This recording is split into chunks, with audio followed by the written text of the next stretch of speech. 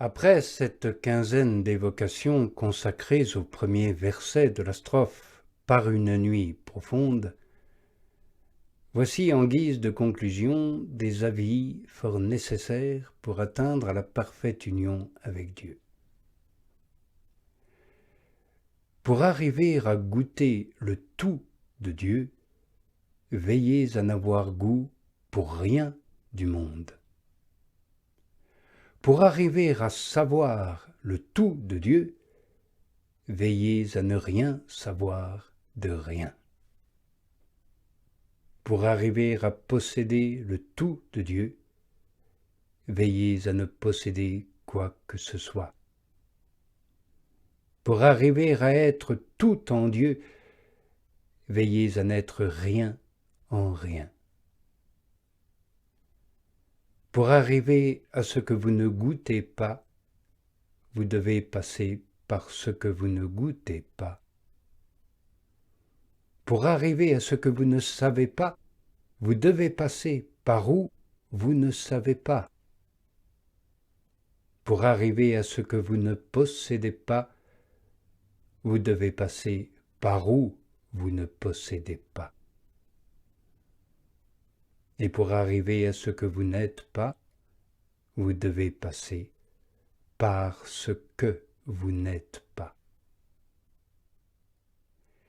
Et voici le moyen de ne pas empêcher le tout de Dieu de vous envahir et vous unir à lui. Quand vous voulez vous arrêter à quelque chose du monde, vous cessez de vous abandonner au tout de Dieu. Car pour venir du tout au tout, il faut se renoncer du tout au tout. Et quand vous viendrez à avoir tout, il faut l'avoir sans rien vouloir. Car si vous voulez avoir quelque chose en tout, vous n'avez pas purement en Dieu votre trésor. C'est dans ce renoncement et ce dénuement que l'esprit trouve sa paix et son repos. Comme il ne désire rien d'autre que ce que Dieu désire, rien d'en haut ne la fatigue, rien d'en bas ne l'opprime, car cette âme est dans le centre de son humilité. Si au contraire elle désire quelque chose d'autre que ce que Dieu désire et accomplit en elle, c'est cela même qui est pour elle fatigue et tourment. Expliquons à présent, amis, le second vers de la strophe. Étant pleine d'angoisse et enflammée d'amour. Nous avons donc expliqué pendant une quinzaine de jours le premier verset de cette strophe qui traite de la nuit des sens. Nous avons dit ce qu'il faut entendre par nuit des sens et pour quel motif on l'appelle nuit. Nous avons montré également quel ordre et quelle conduite il faut suivre pour y entrer activement. L'ordre logique demande maintenant que nous parlions de ses propriétés et de ses effets qui sont admirables. Ils sont contenus dans les vers suivants de la strophe. Je les citerai avant de les expliquer, puis je passerai immédiatement à l'autre partie de cette nuit, c'est-à-dire la nuit de l'esprit. L'âme, dit donc, étant pleine d'angoisse et enflammée d'amour. Je passai et entrai dans la nuit obscure des sens pour arriver à l'union avec le bien-aimé. En effet, pour surmonter toutes les tendances viciées et résister à l'attrait de toutes les créatures et du monde, vers lesquelles la volonté est ordinairement attirée par son désir et son affection dans le but d'en jouir, il lui faut les ardeurs plus vives d'un amour plus profond, celui de son époux. Comme elle met en lui sa joie et sa force, elle trouve ainsi assez de courage et de générosité pour rejeter et surmonter aisément tous les autres amours qui lui sont contraires. Non seulement il faut, pour triompher de la force de ses tendances, avoir l'amour de son époux, mais cet amour doit être enflammé et plein d'angoisse.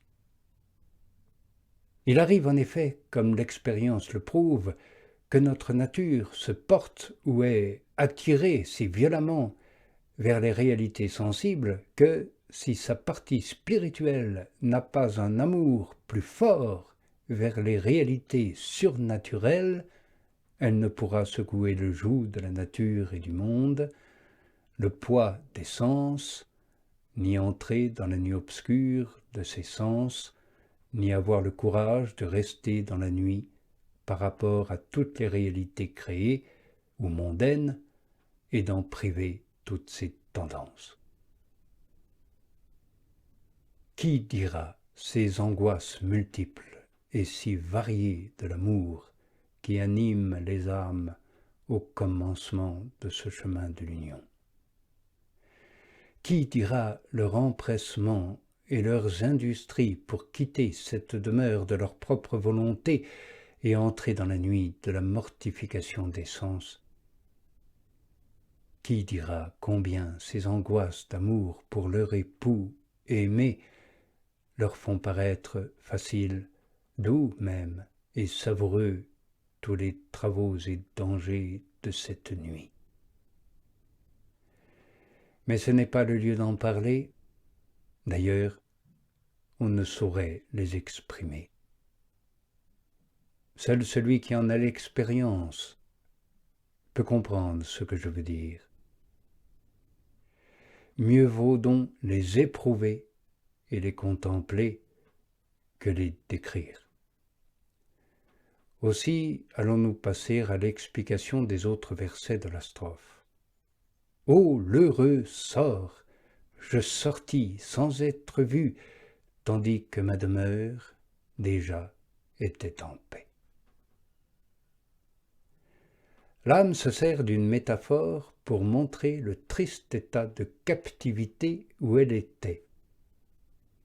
Aussi, elle regarde comme un heureux sort d'en avoir été délivrée, sans qu'aucun de ses geôliers l'en empêchât. Par suite en effet du péché originel, l'âme est véritablement captive dans ce corps mortel, et y est assujettie à ses passions et aux tendances de sa nature blessée. Une fois délivrée de leur tyrannie, elle proclame l'heureux sort qu'elle a de sortir sans être vue, c'est-à-dire sans être empêchée ni retardée. Mais ce qui lui avait servi, c'est de sortir par une nuit obscure, c'est-à-dire qu'elle avait renoncé à tous ses attraits et dominé toutes ses tendances, comme nous l'avons déjà dit. Cette réflexion, tandis que ma demeure déjà était en paix, signifie que la partie sensitive, où demeurent toutes les tendances, était en paix, parce qu'elle les avait déjà domptées et endormies.